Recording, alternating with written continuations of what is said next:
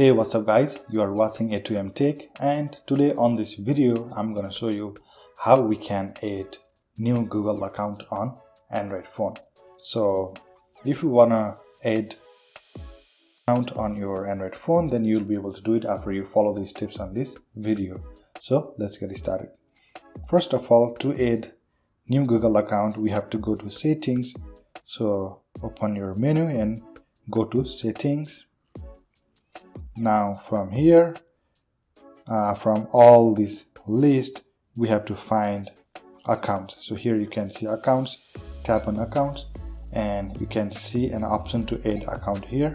So tap on add account, and here you'll get an option what kind of account you want to add. So I'm gonna tap on Google since I want to add Google account.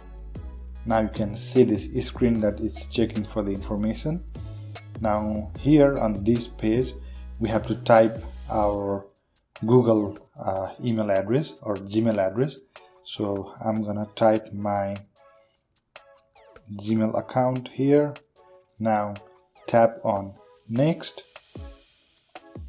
Here you have to type your password for Gmail account.